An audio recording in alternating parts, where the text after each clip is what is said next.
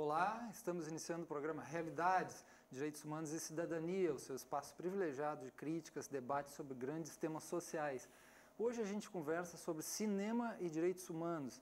E para isso a gente convidou aqui o Pedro Severian, que é um cineasta, e também temos a presença da Elaine Gomes Una, que é gestora cultural. Sejam bem-vindos ao nosso programa. Eu gostaria de iniciar perguntando sobre esse interesse de vocês. A gente sabe aqui que fez uma pesquisa, né, que vocês têm todo um trabalho aqui ligado à questão social e direitos humanos aqui em Pernambuco, né, nessa área audiovisual. Como é que começou esse interesse de vocês nessa temática, assim? Bem, obrigado pelo convite, Marcelo. É um prazer estar aqui numa TV pública, né? Eu acho que falar de cinema e direitos humanos abarca algo muito maior, que é o audiovisual, a comunicação, e eu acho que essa ideia de uma TV pública que traz esse debate, que dialoga com a sociedade, é um ator essencial nesse processo.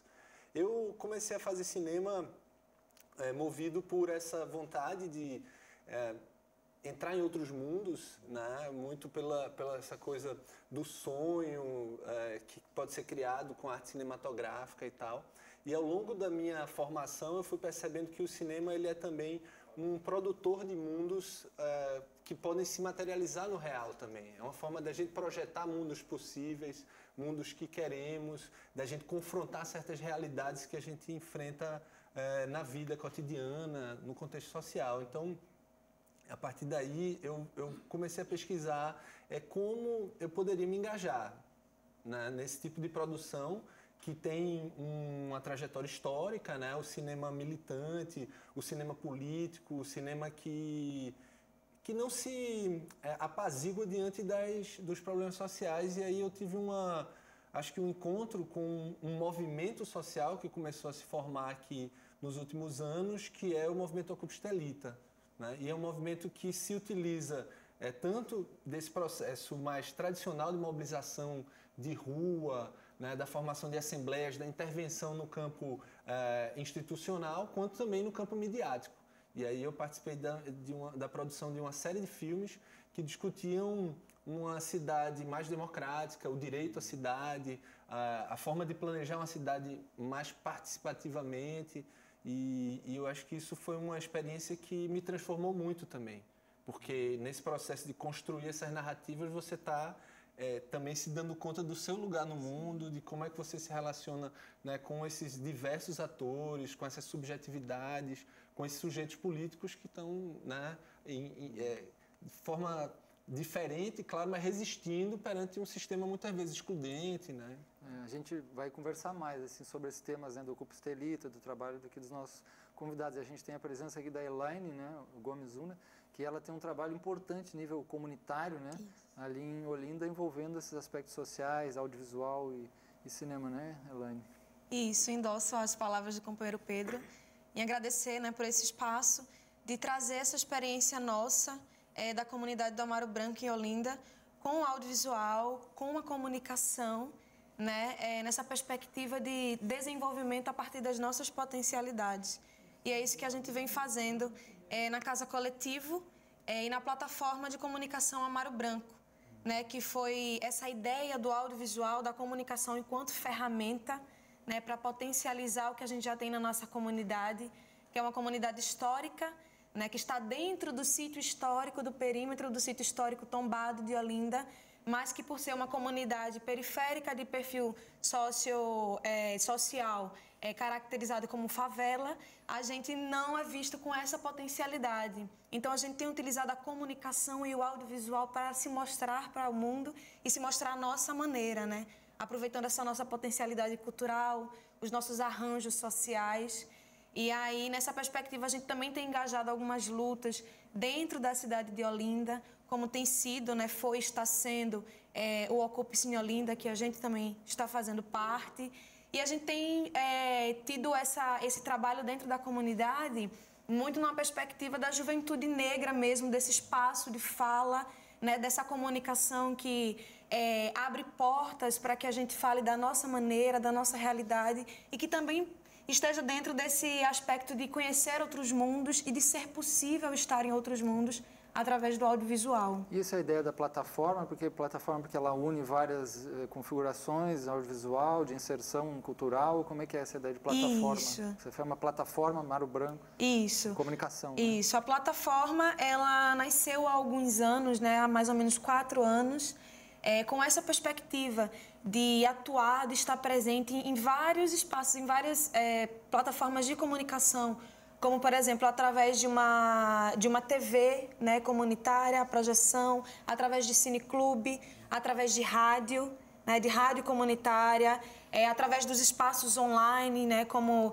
os canais diversos, né, que a gente tem de transmissão desses programas. Então, a plataforma, ela nasceu com essa ideia de se capilarizar nesses meios e ela permanece com essa ideia, embora agora por uma evolução, né, boa, que a gente da comunidade, eu faço parte da comunidade, a gente conseguiu extrapolar mesmo isso que foi deixado pela plataforma e agora a gente está caminhando com a nova identidade, né, que agora a gente está passando a se identificar como Sistema de Comunicação Independente Amaro Branco, porque esse é o nosso sistema de nos comunicarmos. É um sistema que tem o audiovisual, tem a comunicação, mas que também se utiliza do sistema do tambor, porque nós somos uma comunidade que vive do tambor, da brincadeira do coco. Então, é um outro sistema de comunicação que é nosso, que é independente, mas que também está ligado com o audiovisual. Né? Tem a questão da rádio comunitária, que também dialoga com a escola, né? Onde tem jogos de futebol e a rádio faz a narração daquele jogo para dentro da comunidade. Então, é todo um sistema que envolve as nossas potencialidades, né, que extrapolou uma plataforma e virou realmente agora, nesse momento, um sistema. E é liderado, protagonizado pela juventude da comunidade. Que legal. E como é que é assim, a base legal, como é que a oficialidade olha, por exemplo, essas ações todas comunitárias, daqui a pouco já um lá quer montar uma rádio pirata, ou... é diferente de comunitária, sim, mas eu fico pensando como é que é essa relação com essa dimensão mais oficial da comunicação, né, legal mesmo, assim, você montar isso assim, que é uma coisa muito bonita, né, e que se expande, como é que você vê isso? Sim, no Brasil, na verdade, a gente tem alguns problemas em relação às nossas rádios comunitárias, né, porque ao mesmo tempo que existem alguns sistemas de fomento, as nossas rádios comunitárias, elas passam por esse processo da ilegalidade para existir, né, dentro tem que ser insurgente, né, dentro das ondas. E a TV comunitária, como é que é isso? E a TV comunitária, a gente tem caminhado com ela através dos dispositivos mesmo online, né, e a gente tem feito a produção de programas, mas a nossa intenção nesse momento com a TV comunitária é gerar, na verdade, a relação da comunidade com o audiovisual através dessa TV. E aí, a partir disso, a gente se munir de ferramentas para que possa extrapolar e vir a essas questões mais legais. Né? Mas hoje a gente se utiliza mais de uma ferramenta para que seja fluido a questão do online com o offline. Como, por exemplo, a gente tem um programa que se chama Conte Aqui Amaro Branco, e que é um programa que nasce dessa necessidade de utilizar do audiovisual como ferramenta offline. Ou seja, a gente escolhe um determinado tema mensalmente, que pode ser um problema ou uma potencialidade da comunidade, filma sobre aquele tema em formatos diversos, às vezes é pergunta com moradores, às vezes é uma ficção criada na comunidade sobre aquele tema. E depois a gente marca uma reunião comunitária, ou seja, a gente extrapola essa coisa do online, chama as pessoas da comunidade para assistir aquele vídeo e debater aquele problema ou potencialidade a partir daquela película audiovisual e tirar encaminhamento. Se for um problema, tirar encaminhamentos simples. Né? Por exemplo, filmamos sobre o lixo. E aí, qual é o encaminhamento que a gente tira? A gente não está sabendo qual é o horário que o caminhão passa, o lixo está acumulando. Então, vamos procurar saber e colocar cartazes. Então, vamos agir a partir de uma denúncia ou de uma potencialidade vislumbrada pelo audiovisual. Legal, beleza, né? E vamos para o Pedro, cinema, teus trabalhos, assim, os projetos que você até agora constituiu, que tem essa dimensão também social. O que você citaria, Pedro? Olha, eu acho que é muito interessante isso que a Elaine fala, porque a concepção, às vezes, de cinema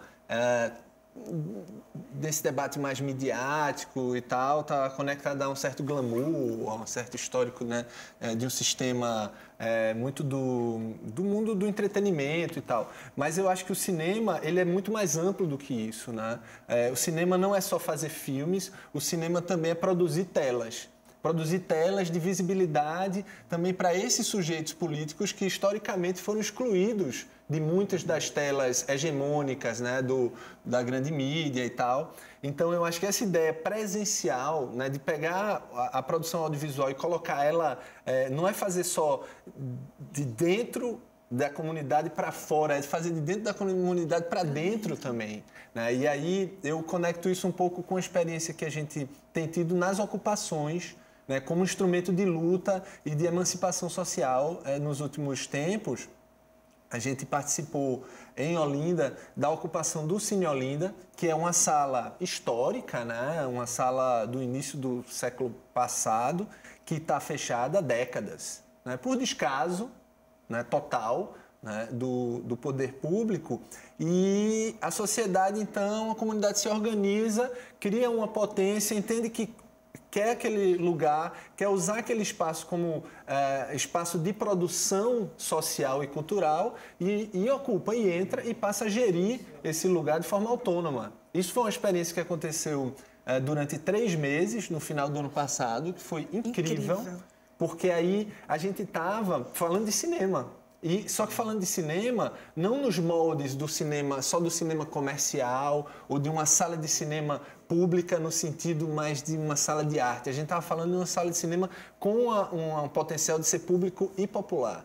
Né? Uma coisa viva, né, Pedro? Que as pessoas interagiram, entraram. Muitas das pessoas que moram ali nos arredores das comunidades tiveram a oportunidade de estar ali dentro, naquele prédio histórico que está fixado naquele ponto onde todo mundo passa todos os dias, né? Então foi uma coisa que gerou uma organicidade naquele lugar. Sim. As pessoas disseram, nossa, é nosso, né? Vocês colocaram antes que foi passado, né, mais de 200 filmes nessa sala que estava fechada. Sim. Né? E para a comunidade, como é que foi esse processo? Assim? Além de... A gente tinha sessão diariamente, quase, né? Mas a gente teve uma série de atividades também, atividades formativas, a gente discutiu... teve uma semana de comunicação pública organizada por um grupo chamado CCJ Recife, Centro de Cultura e Juventude, que tem um trabalho incrível em várias comunidades. E a gente tinha também uma participação da comunidade, da sociedade, na formulação da pauta. A gente tinha uma reunião semanal de programação aberta, onde ali se fazia a programação do cinema. Né? E isso foi muito interessante para a gente entender como é que se dá essa produtividade também da participação, porque na medida em que as pessoas entendiam que aquele era um espaço que elas podiam interferir, que elas podiam construir junto, elas queriam estar lá. Elas passavam a ser responsáveis ou corresponsáveis desse lugar, como a gente também. Então, essa partilha aí gerou muita coisa. Assim. O nosso diretor aqui, o Leonardo, ele preparou um pedacinho desse filme que está sendo falado agora, desse curta, né? Que ele fala aí de Cine Olinda, de Portas Abertas. Acho que é importante a gente passar um pedaço para as pessoas terem uma ideia e a gente poder também comentar um pouco mais, porque acho que de grande importância esse trabalho, né, comunitário que foi feito aí. Se chama Cine Olinda de Portas Abertas, é isso, né? Esse é um curta que faz um resuminho do que foi esse período de ocupação, né, do movimento Ocupe Cine Olinda. Certo, então tá. Então vamos lá, vamos passar um pedacinho aí para o nosso telespectador desse curta. Azul claro, azul claro, azul claro, azul claro, azul claro, azul claro, azul claro, olha.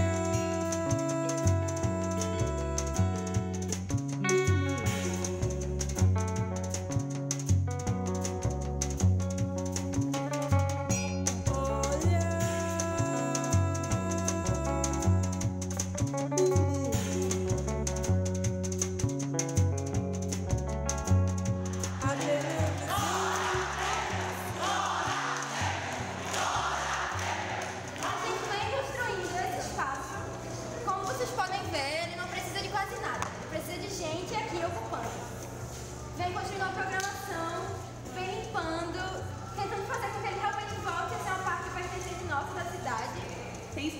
de lixo. A gente tomou cuidado, né, de tentar estruturar para receber com segurança todo mundo. Então, a saída está sinalizada.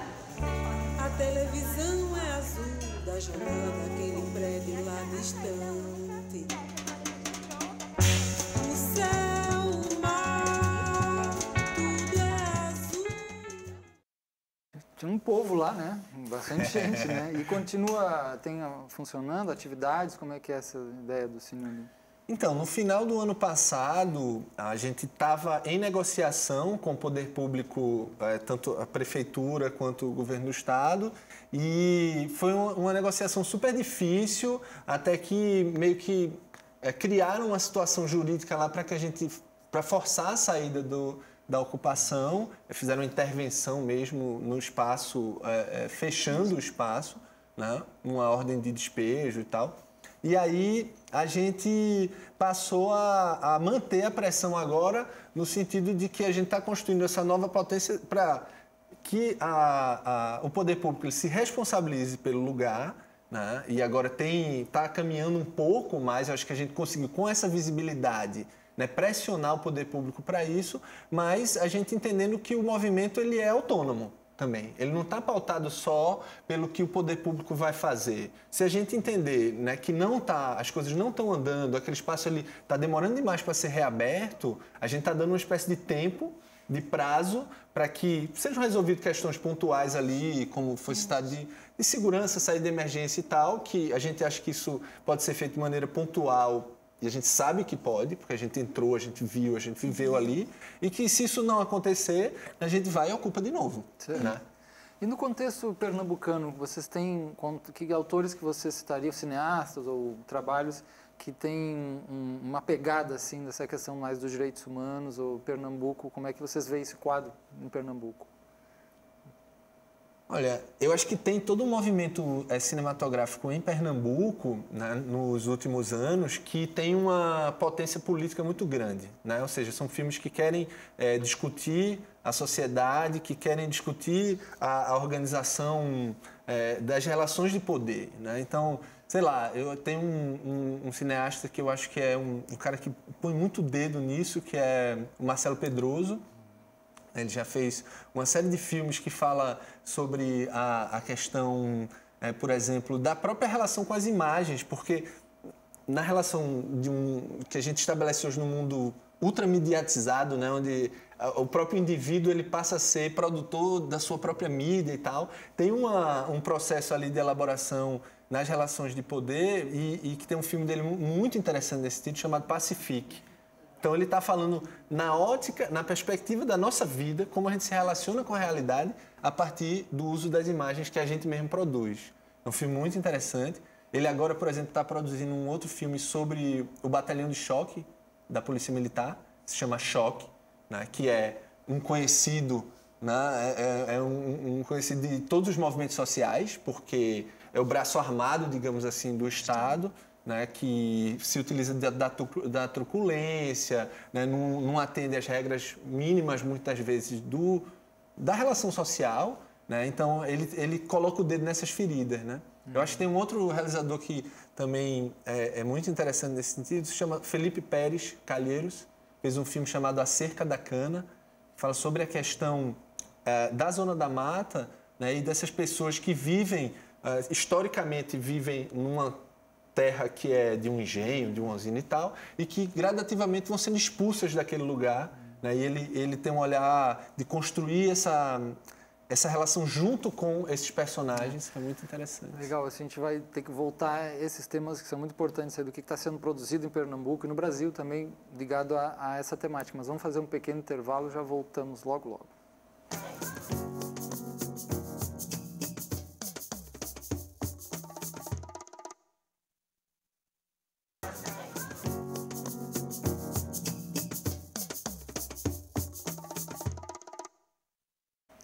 Hoje aqui no Realidades a gente está conversando sobre cinema e direitos humanos. A gente tem aqui o nosso convidado Pedro Severien, que é um cineasta, né? E temos também a presença da Elaine Una, que é gestora cultural, também trabalha com cinema, tem um trabalho importante na área comunitária. Eles falavam para a gente sobre a questão em Pernambuco, né, as produções e o cinema, como é que está nessa ligação com a dimensão social. Aí você citou, né, Pedro, alguns trabalhos e tem algumas outras coisas que queria trazer, né? Tem muitos filmes, não vou conseguir falar de todos, mas um que me veio à mente agora que é muito, muito forte, é um filme chamado Câmara de Espelhos, de uma diretora chamada Déa Ferraz, que fala sobre a cultura do machismo.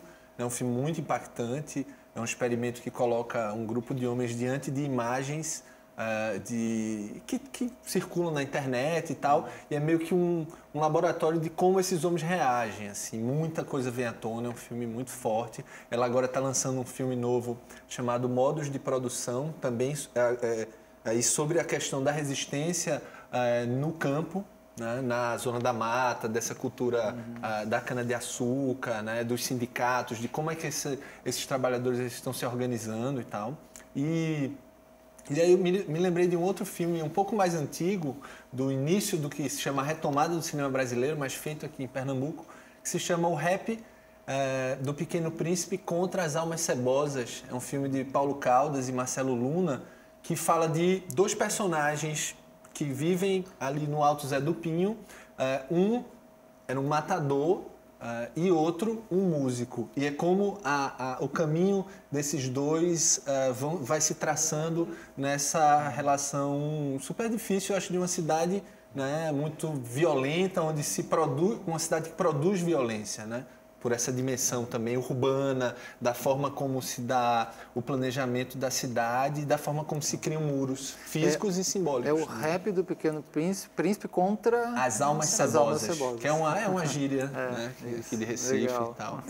Mas Elaine, lembra alguma coisa também? Queira trazer algum filme? Não, na verdade, assim, nesse diálogo, os amigos como o Pedro, eles indicam e a gente leva para a comunidade.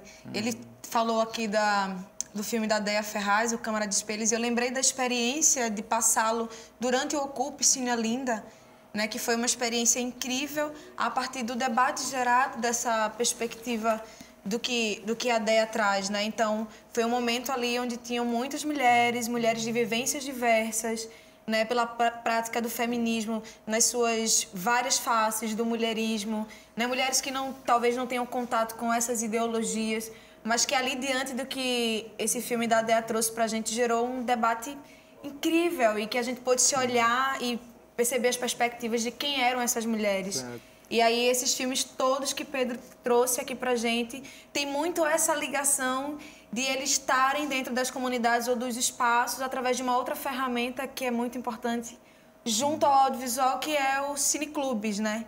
Então, essa perspectiva também do cineclubismo é um espaço onde produções como essa circulam, onde elas realmente devem estar também, né? É legal estar na tela do cinema, é legal estar circulando por festivais, mas estar no cineclube é uma ferramenta incrível de diálogo, de promover o diálogo, das pessoas terem acesso a ver, né, o que está sendo produzido a partir da realidade. E outro cineasta também que está ficando bastante conhecido, né, que é o Kleber Mendonça, né, fez o Aquários, né, a participação de Sônia Braga, questão urbana, questão, né, bem interessante. Falando nessa questão urbana, né, vocês falaram Ocupe, né, o Cine Olinda, e Ocupe Estelita, que você teve envolvido, ainda está com essa participação. Vamos falar um pouquinho desses seus trabalhos em torno aí dessa movimentação, Pedro. Legal. Bem, o Ocupe Estelita, para situar, né, quem está assistindo a gente, é um movimento social que se organiza para barrar um projeto excludente, uma espécie de condomínio de luxo, uma privatização do espaço público ali no cais José Estelita, né, que é uma das áreas mais belas da cidade, no centro do Recife, no centro histórico.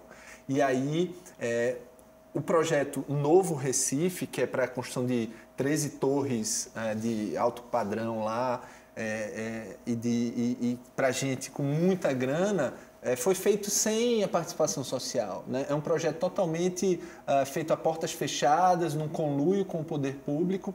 Então, o movimento que vinha discutindo a questão urbana em Recife se junta com outros atores, né? Outros movimentos, por exemplo, da moradia popular, né? Os movimentos das comunidades de resistência, como o COC, um cabanga, né, toda a comunidade ali ao redor, e cria esse caldeirão de encontro de diferentes para resistir e ocupam o cais José Estelita em 2014. Né? Então, a partir da ocupação, se faz uma espécie de laboratório de discussão de que cidade se quer. Né? E aí, nesse processo de discussão, de assembleia, de participação, um grupo de realizadores audiovisuais, eu, mais uns amigos e amigas, a gente começou a entender que a gente poderia usar essa ferramenta, poderia usar o audiovisual também como instrumento para disputar uma batalha narrativa,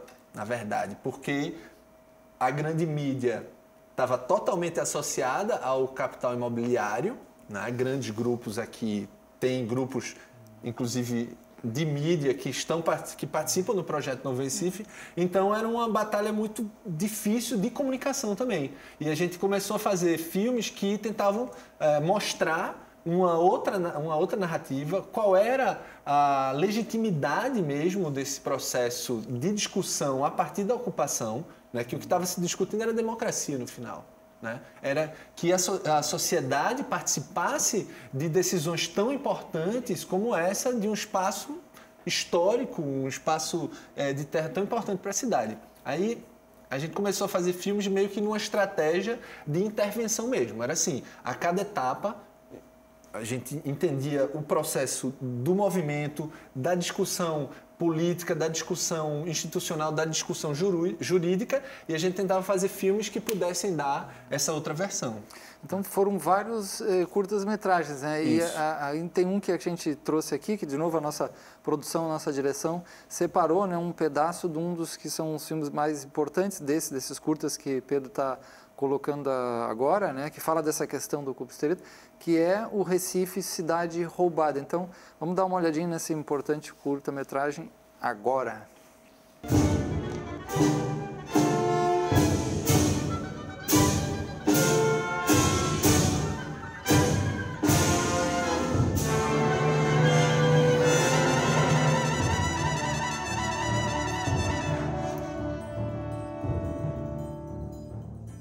Algumas pessoas me perguntam por que é que um projeto marcado por tantas ilegalidades conseguiu chegar tão longe?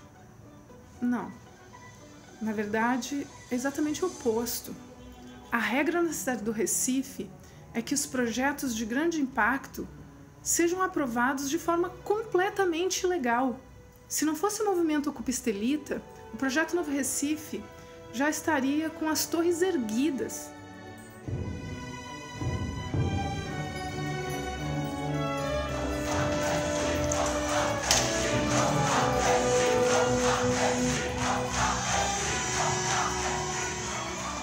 A diferença, no caso do Cais José Estelita, é que nós, sociedade civil, decidimos fazer o trabalho que competia ao poder público. Nós estamos fiscalizando e nós estamos exigindo que a lei seja cumprida, porque a lei não pode ser cumprida seletivamente. Ela não pode ser aplicada apenas para reprimir os grupos pobres, e quando ela existe para limitar e disciplinar a atividade econômica, ela simplesmente ser colocada de lado porque ela vai contrariar os interesses daqueles que financiaram as campanhas. Como diz um apresentador de TV, é uma vergonha. Não é fácil essa questão. A gente fez alguns programas sobre isso, sobre a questão do Ocupa Estelita, né?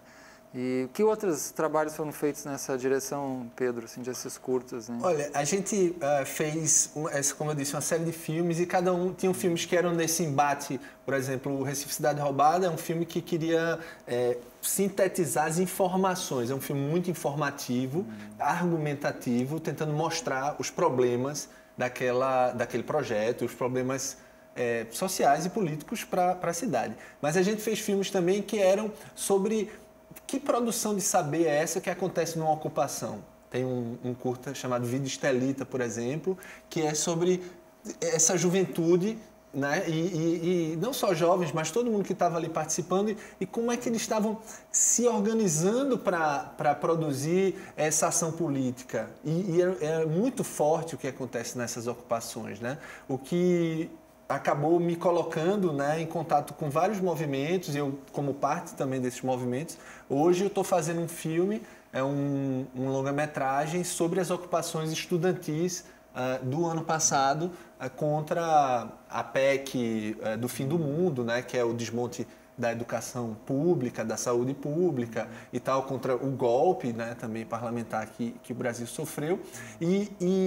Então são filmes que querem, não é só falar sobre um determinado grupo social, é falar com esse grupo social, é se associar, né, é estar junto com essas pessoas para produzir narrativas que sejam também, elas são coautoras, né? Esses filmes que a gente está vendo são todos filmes coletivos, inclusive que não se utilizam tanto do modelo tradicional de realização audiovisual, onde o diretor que tem o total controle, é uma direção coletiva, né? Todo mundo é meio que parte, então essa narrativa ela vai se construindo quase num processo meio de assembleia também, onde cada um pode colocar a sua ideia, essa ideia vai ser discutida e a gente vai entender junto qual filme que deve ser feito, qual filme que pode servir àquele processo. Em termos nacionais, assim, o que vocês veem nessa perspectiva? A gente falou um pouquinho de Pernambuco, né, as produções, os cineastas. Em termos nacionais, o que chama a atenção de vocês nos últimos tempos nessa produção mais social e de direitos humanos, assim? Eu tenho um filme, porque eu acho que o cinema brasileiro, de forma geral, ele está num processo crescente, né, muito pulsante, assim, devido a uma mobilização da classe cultural mesmo, que entende que o cinema ele é um instrumento de emancipação, né? A gente produzir narrativas, é produzir também a fortalecer as nossas diversas identidades, né? É falar sobre quantos Brasis existem nesse Brasil. Então, existe muita coisa que hoje está sendo feita, é um projeto que tem a política pública também sendo formulada para isso, né? E isso é importante que seja dito, né? E que, claro que agora está em xeque por um momento político difícil que a gente está vivendo, onde a gente sabe que o cinema, ele não é só um ator, digamos assim, de produção de narrativas que não modificam a realidade, porque ele é também uma cadeia produtiva. Gera emprego, né? Gera produção intelectual para o país, né? Então, eu acho que é importante pensar o cinema estrategicamente. E ele tá sendo pensado assim por vários realizadores que estão olhando para a nossa história, por exemplo, né? A gente pensar agora num momento de intolerância muito grande, o tema da ditadura volta, às vezes, sob um viés totalmente equivocado, falso mesmo, né? Criando essa falsa ideia de que na ditadura militar não havia corrupção, por exemplo. Esse discurso tem circulado nas redes sociais, né? É um discurso mal intencionado e muitas vezes é fruto de uma incapacidade de enxergar a própria história, né? Tem um filme muito interessante que trata disso, que se chama Orestes. É um filme que faz um vínculo entre um mito grego de Orestes com um assassinato político durante a ditadura militar da Soledad Barré, que era uma ativista, né, de esquerda da época que estava lutando contra a ditadura, e a forma como a polícia militar atualmente age como um braço opressor do Estado, né, que comete violências que, de certa forma, aplica a pena de morte totalmente fora do Estado de Direito, né? É uma espécie de Estado de exceção, principalmente para a população negra, né? Então, eu acho que esse tipo de filme, assim como vários outros, eles são muito importantes para a gente olhar para a história e pensar o nosso passado para produzir um outro presente, né? Elaine, tem alguma coisa que você lembra da questão do cinema nacional? Não, eu acho que recentemente, assim, o que a gente assistiu, que eu assisti também, foi o Martírio, né? Que é uma produção incrível, de peso, assim, de nos fazer na reflexão, né? Dessa luta, né? Dos povos indígenas, e que tem uma total relação também com o momento, né? Os povos indígenas sendo atacados tanto violentamente fisicamente, quanto em suas conquistas das políticas públicas, na questão da demarcação do território. Então, a gente recentemente assistiu, né? A gente tem um companheiro também que fez a co-direção, que é o Ernesto de Carvalho, companheiro nosso do Ocupe Cine Olinda, e que foi um filme que impactou muito e que tá circulando, né? Eles estão em circulação, estão em terras indígenas fazendo a divulgação do filme. Então, é um filme que, nesse momento, nos traz um impacto grande nessa relação que a gente tem desenvolvido com os povos indígenas. E é um filme que ele surge dentro de um projeto maior, que se chama Vídeo nas Aldeias. É um projeto que já tem, acho que, 30 anos, de formação de cineastas indígenas. Que aí é onde entra essa chave, né, da produção audiovisual, enquanto um direito, a construção da sua própria narrativa. Né? Quando a gente fala sobre os direitos humanos, dentro dos direitos humanos a gente tem o direito à cultura, a gente tem o direito à memória, a gente tem o direito a produzir as nossas narrativas, porque elas são formas de a gente existir mesmo. Né? Se a nossa narrativa é apagada, é como se tivessem sido apagados os nossos corpos também. E isso aconteceu, acho que, com as populações indígenas ao longo de todo esse processo, né? Desde a invasão europeia, né? No território deles. E esse filme, ele é um dos filmes, tem vários filmes do Vídeo nas Aldeias, mas o Martírio estava circulando em salas de cinema e pode ser acessado, pode ser pedido, solicitado para sessões independentes lá no site do Vídeo nas Aldeias na internet. É um filme muito potente. Que legal. Outro dia também a gente citou esse filme, são quase 3 horas de filme, se não me engano, um filme muito importante falando aí dos Guaranis Caiovás, né, da região basicamente ali do Mato Grosso, né, e a questão muito séria, histórica da terra, os conflitos, né, como eles foram usurpados as suas tradições, a sua terra, e a luta recente, né, dessas comunidades. Mas vamos fazer agora um pequeno intervalo, já voltamos a conversar nesse tema do cinema e direitos humanos.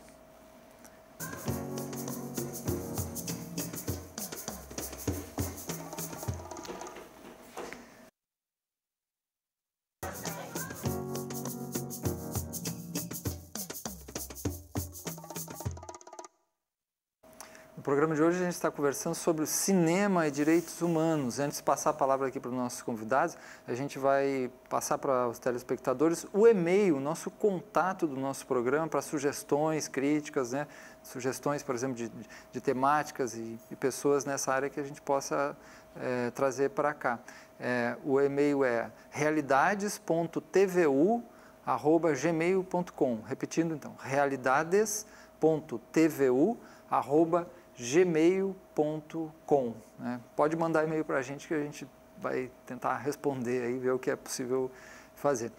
Aqui o Pedro falava, né, dos filmes, tanto nacional, e a gente pode trazer também alguma experiência, né, projetos nível fora do Brasil, que toca nessa questão aí dos direitos humanos e questão social que chama a atenção de vocês. Olha, tem um filme que é muito impactante, que eu assistia há alguns anos atrás, se chama O Ato de Matar.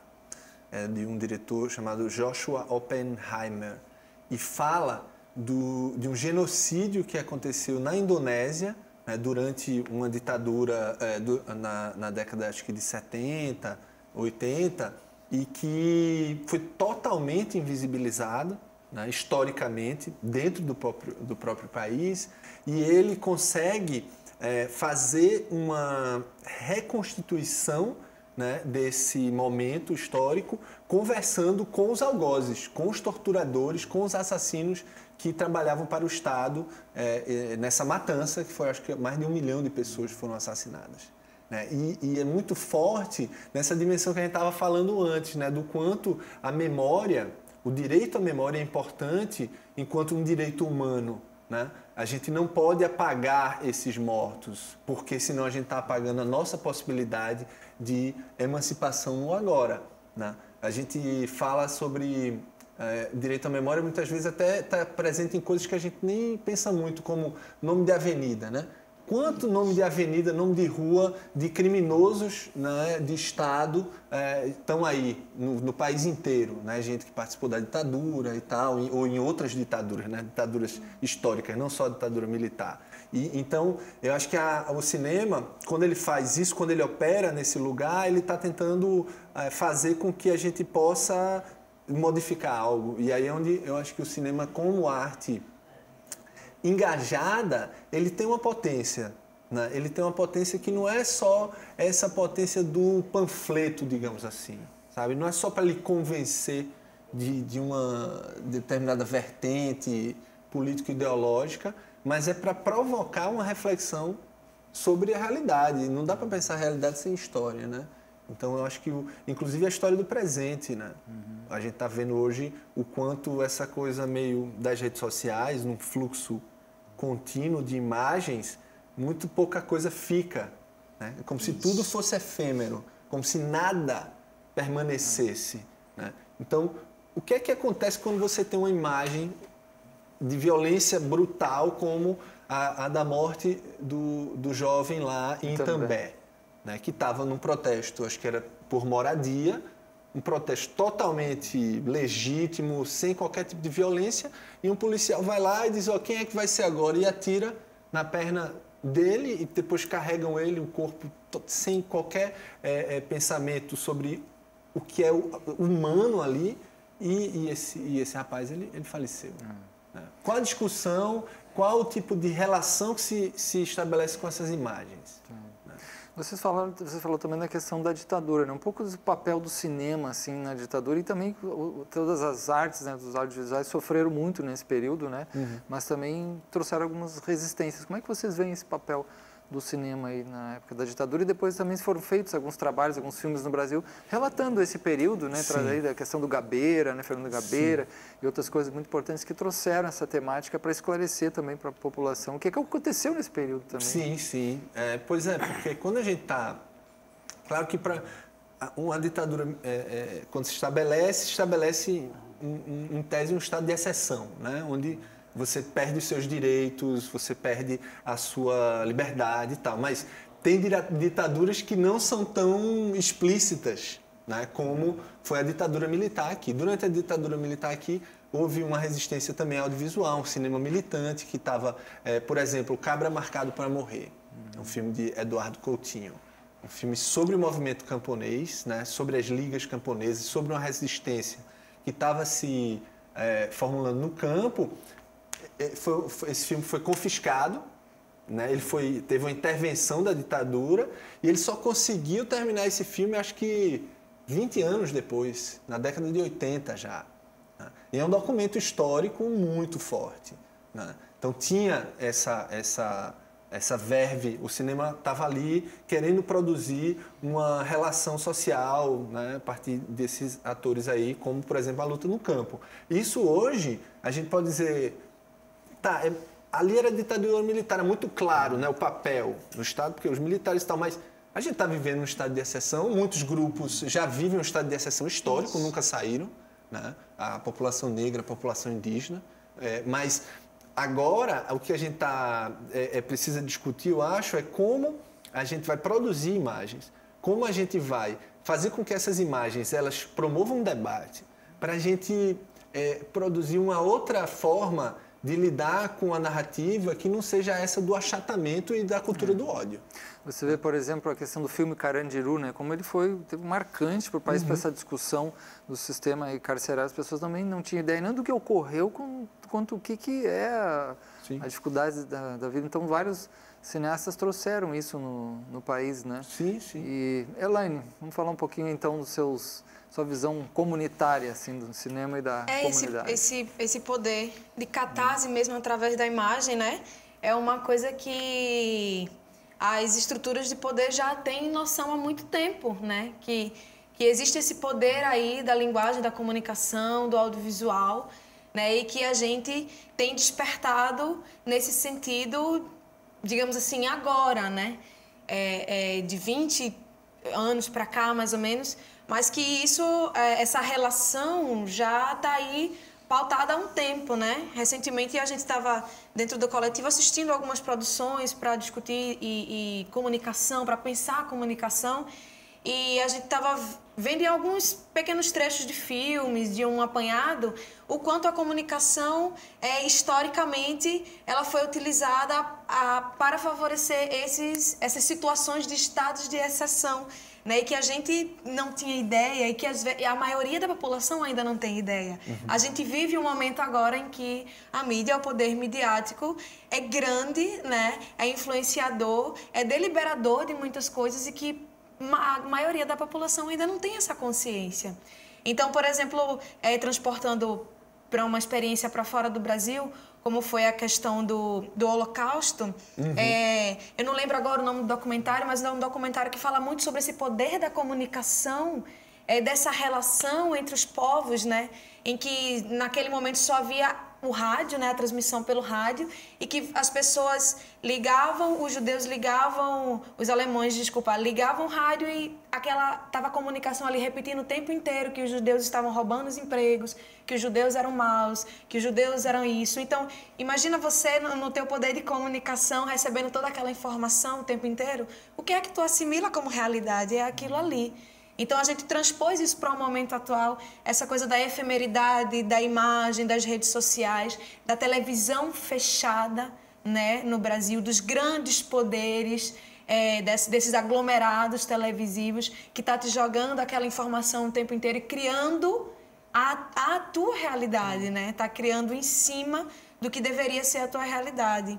Então, eu acho que nesse momento, nesses trabalhos, tanto do audiovisual, enquanto produção de arte também, mas do audiovisual como a arte engajada, esse momento da gente contar, não só contar a nossa narrativa, mas para que a gente possa compreender as outras narrativas a partir de um sistema fora do domínio que a grande mídia tem causado na população.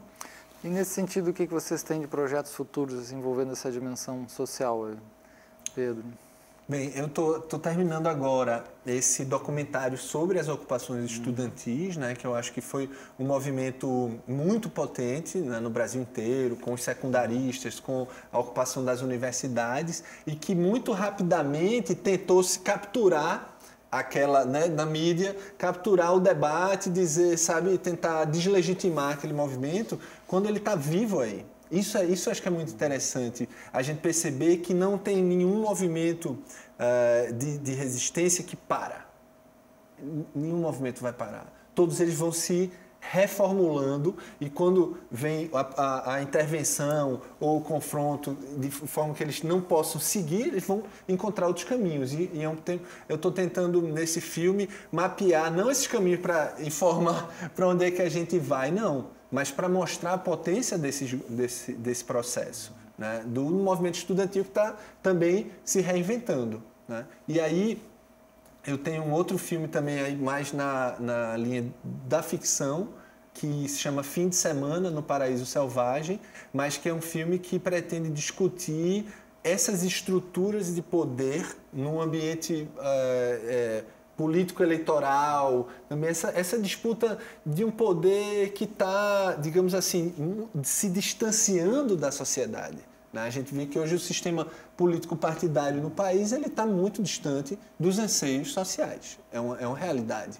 né? E aí o filme ele coloca o dedo um pouco nisso, com alguns personagens de classe média que vivem esse lugar um pouco do isolamento e que por isso talvez começam a produzir isso, uma realidade totalmente fantasiada, né? Então é usar a narrativa ficcional também para discutir o agora, para discutir, por exemplo, esse processo todo que aconteceu com o impeachment, que na minha leitura foi um golpe, quando um monte de pessoa estava indo lá, um monte de gente indo bater panela, por temas que no final elas mesmas foram capturadas e agora, e aí? Que reflexão pode se fazer sobre isso, né? Para a gente pensar, de fato, mudança e não uma falsa mudança. E sobre os documentários, assim, o que vocês veem a importância do documentário nessa dimensão social e dos direitos humanos? Você falou da ficção, né? Você tem o curta-metragem, o longa-metragem. O documentário no país, ele tem exercido bastante esse papel? Ou vocês acham que tem muito campo para trabalhar ainda? Ou o documentário está em baixa? Como é que vocês veem a questão do documentário? Olha, eu acho que o documentário, ele foi assim, colocado como uma linguagem, digamos, da verdade, né? Da produção do documento. Mas, historicamente, a gente vai ver que são as narrativas, elas lidam um pouco com um recorte, uma construção sobre a realidade, são vários olhares, né? Então, eu acho que o documentário ele é muito importante enquanto formato e tal, mas um fenômeno eu acho que recente, que está sempre aí, presente, mas que às vezes a gente sente uma mudança, é que a gente não precisa pensar o documentário só num formato que seria o formato clássico, naquele que diz a verdade, mas o documentário enquanto produtor de uma reflexão, né? Então tem muitos filmes no Brasil hoje que aí se utilizam, por exemplo, de mecanismos que são como o dispositivo. O dispositivo cinematográfico é quando você, enquanto realizador, você propõe algo, intervém em alguma realidade para ver o que é que acontece com aquilo. Esse filme que eu citei, por exemplo, do Câmara de Espelhos, de Déa Ferraz, ela colocou o dispositivo dela era esse, ela colocou um anúncio no jornal. E aí as pessoas, os homens, foram lá, que se interessaram, se apresentaram, e ela fez um filme com esses personagens. Então ela não escolheu, ela interviu para ver o que é que acontecia. Então, é documentário também, mas é algo que ela interviu. Então, o documentário ele não é só observacional. Ele pode ser também interativo, né? Ele pode estar implicado naquilo que ele quer narrar, né? Existe uma discussão, né, na questão da estética, filosofia da arte, né, e na questão da arte mesmo. A arte engajada e a arte pela arte, né, o sentido estético, a despreocupação da arte em relação a certas coisas. Como é que vocês veem essa discussão no mundo aí do trabalho de vocês, do cinema, né, que tem uma dimensão mais engajada, mas ao mesmo tempo esse elemento todo, a estética da vida pela estética da vida, sem preocupações políticas, por exemplo. Como é que se casa isso, ou se choca?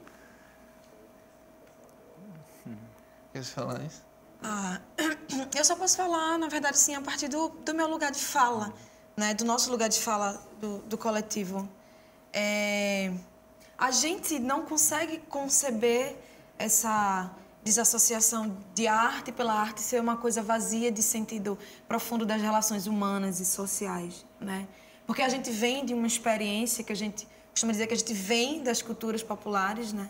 A gente vem desse lugar do negro e do indígena que somos, dos brincantes de coco, é de onde a gente nasce. E essa é a nossa arte. Mas não existe essa dissociação do que a gente faz no audiovisual, do que a gente faz na produção de comunicação comunitária, ou de quando a gente samba um coco, ou de quando a gente faz uma produção executiva de uma apresentação de um grupo. Tudo isso está ali entre a arte pela arte e a arte pelo social, porque é como a gente vive, né? São essas relações. Então, exatamente sobre o cinema como a sétima arte, a questão, eu não saberia dizer, eu sei dizer do meu lugar de fala, não existe. Mesmo quando a gente está ali fruindo, fazendo a produção simbólica, estética da coisa, aquela estética fala sobre quem nós somos. E quem nós somos sujeitos sociais, culturais, imediatamente humanos. Ligado a essa dimensão, né, social com a produção artística e cultural de vocês. E Pedro?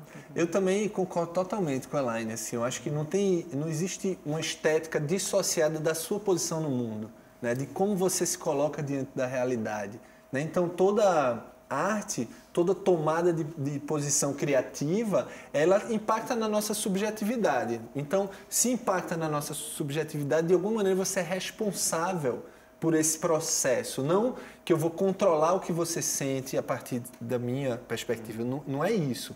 Mas é que eu me coloco diante disso querendo, sabe, responder por isso, né? Eu não me isento, eu não estou fora do processo social nesse caso, né? E aí eu acho que para mim é muito importante pensar também que nós que produzimos arte, a gente não está fora de todos os outros processos sociais como qualquer cidadão, como qualquer trabalhador e tal, faz parte do mesmo fluxo de relações, de uma maneira que a gente não pode se ausentar das responsabilidades dessa vida mais direta mesmo, né? Com os espaços que são os espaços profissionais, que são os espaços de encontro, que são os espaços de afetos. A gente tem 1 minutinho ou menos, alguma mensagem final, algum recado que vocês queiram dar?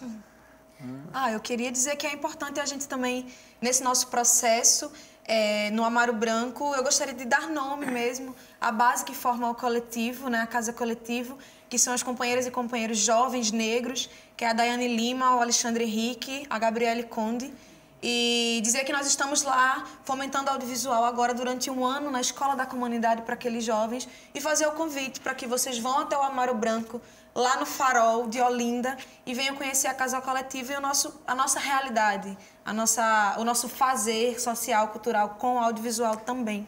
Ok, muito obrigado então, né? Lembrando também o nosso programa de rádio Realidades, né, que fala sobre o cotidiano, luz do saber, né, reflexões aí sobre gerais, na Universitária 99.9, né, Universitária FM, todo domingo às 18 horas. Repetindo também o nosso e-mail do programa aqui de TV, realidades.tvu@gmail.com, realidades.tvu@gmail.com. Então a gente agradece muito aí a presença, né, do Pedro Severien, que é um cineasta, e também a presença aqui da Elaine Gomes Una, que é gestora cultural. Obrigado a todos e até a próxima.